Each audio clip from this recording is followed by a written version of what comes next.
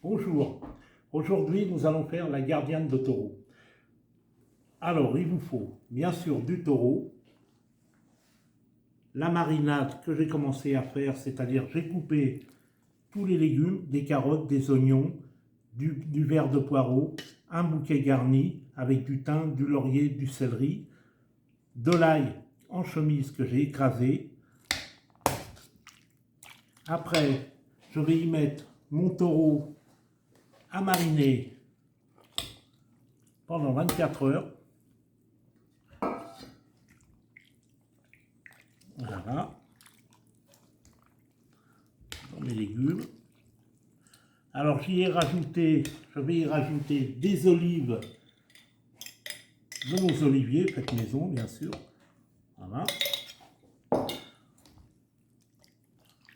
Et ça surtout bien le faire mariner. Alors comme morceau, je prends du collier. Voilà. Ça va mariner, alors j'appuie bien dessus pour dire que les morceaux ils trempent. Voilà. Alors il nous faut aussi, parce que des anchois, du sel ou de la fleur de sel de Camargue, du thon, parce que voilà ce qui se passe, c'est que la gardienne est liée au thon et aux anchois. Alors j'en prends qu'un morceau, à peu près il y a 2 kg de viande, pour 2 kg de viande, je prends à peu près 150 à 180 grammes de thon frais.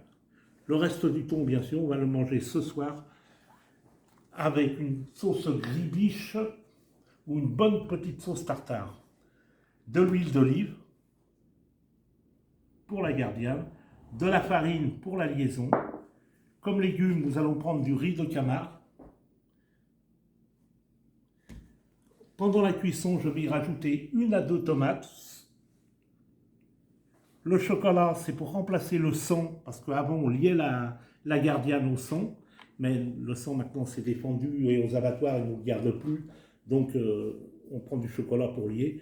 Celui qui a trouvé la liaison au chocolat, c'est notre cher ami Paul Bocuse qui est décédé, qui a le premier à lier les daubes au chocolat. Tout le monde était un peu étonné parce qu'on se demandait ce que ça allait faire, et total ça a donné un bon résultat et tous les chefs s'en servent. Alors, au bout de 24 heures, ma viande et mes légumes ont mariné. Je les fais mariner dans un vin de merlot. Alors, si vous ne trouvez pas du merlot, du cabernet sauvignon, c'est très bon. Nous, on a de la chance d'avoir du vin du Gard parce qu'ici, on a des très bonnes caves, des très très bons vignerons. Et nous l'achetons à Saint-Jean-de-Serre. Si vous passez dans le coin à côté d'Alès, allez directement à cette cave coopérative et goûtez ce vin. Et ils font aussi un très très bon vin blanc et qui est très très très pas doux. Ils en font un qui est mélangé avec du syrah et du grenache. Voilà, vous pouvez le goûter, il est un peu sucré, il est très très bon. Là, j'ai pris du cabernet sauvignon parce qu'ils étaient en rupture de merlot. Après, nous allons décanter la viande de taureau, les légumes à part et le vin à part. Alors là, nous avons décanté le taureau d'un côté, qu'on a retiré de la marinade, et les légumes de marinade qu'on a mis de l'autre côté. Alors maintenant que c'est revenu, je vais singer, c'est-à-dire y rajouter de la farine. Je singe légèrement.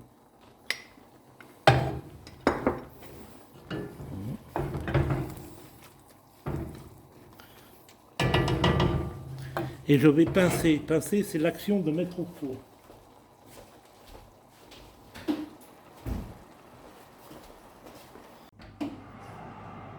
Là, ça va pincer pendant à peu près 5 minutes. Là, je vais dépouiller, c'est-à-dire que j'enlève tout ce qui est à la surface de mon vin, que j'ai flambé avec une allumette.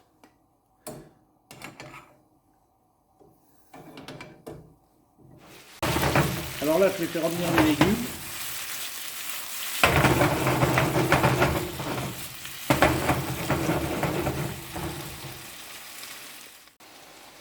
Alors, je mets mes légumes à l'intérieur, bien revenu.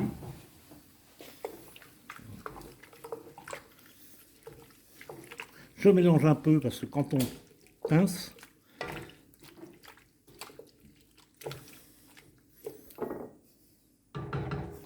Maintenant, je vais y verser mon vin que j'ai fait bouillir pour désacidifier.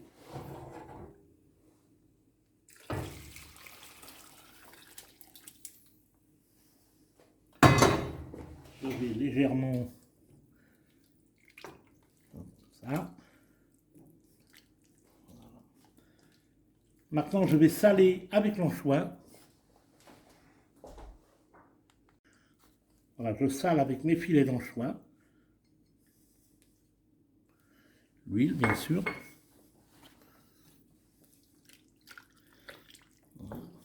Et je vais laisser mijoter pendant à peu près, comme c'est du taureau, c'est un peu plus long, donc je vais laisser mijoter à peu près 1 h 30.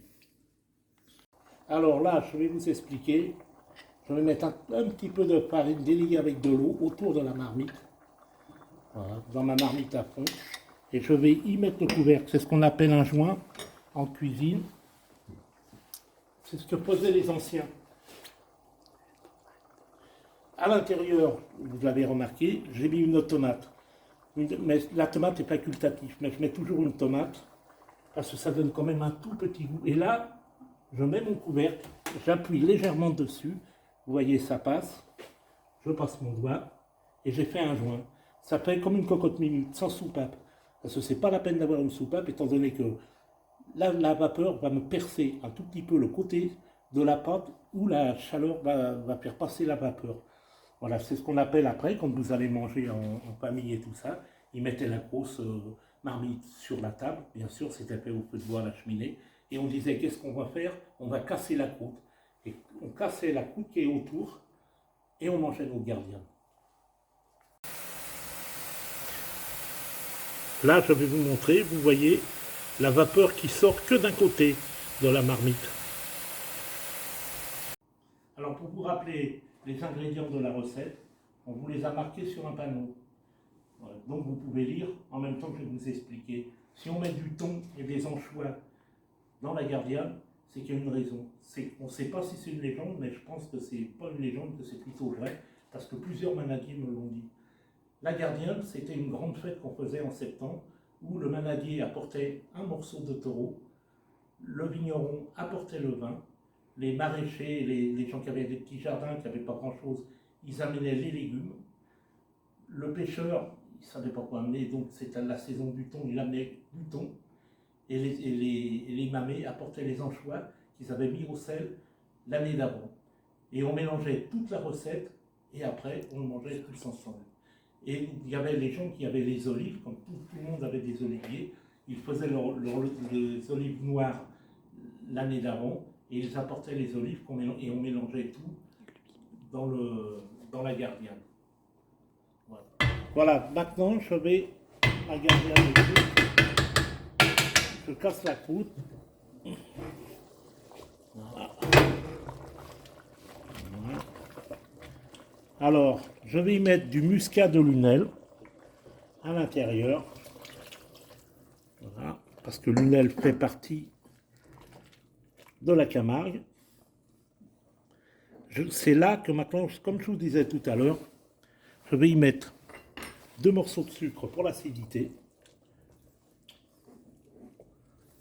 Et là, je vais lier au thon. Voilà, je vous montre bien le thon. Je vais lier au thon. Voilà. Au chocolat, je vais mettre un petit peu de chocolat.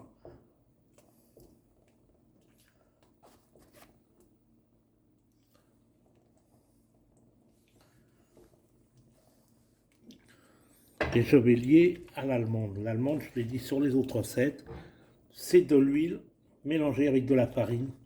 On lie au dernier moment. Je vais vous expliquer pourquoi. Parce que si vous singez trop, c'est-à-dire trop de farine sur les morceaux pour aller au four, comme étant donné que vous avez fermé comme une cocotte minute, vous ne verrez pas la cuisson à l'intérieur. Et là, vous risquez de ferrer. Ferrer, ça veut dire que la daube va coller, quoi. Pas la daube, la gardienne va coller. Que ça soit une daube, une gardienne, un sauté, on lie toujours au dernier moment. Vous voyez, déjà le chocolat commence à lier ma sauce. Je vais remonter le feu.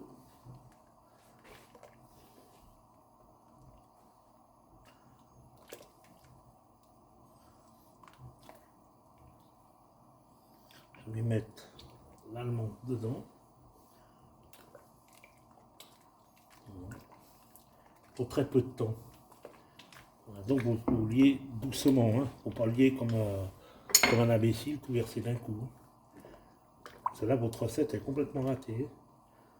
Voilà, je vais enlever. Et là, vous voyez comme la sauce est belle, onctueuse. Juste la porter à ébullition. Elle va être prête pour manger. Voilà. Voilà, le plat est terminé. Vous allez vous régaler. La gardienne est prête. C'est un plat à manger. C'est un plat très convivial qu'il faut manger en famille ou avec des amis. Avec ça, un bon costière de Nîmes. Je vous souhaite un très bon appétit et je vous dis à la prochaine. Au revoir, à la prochaine vidéo.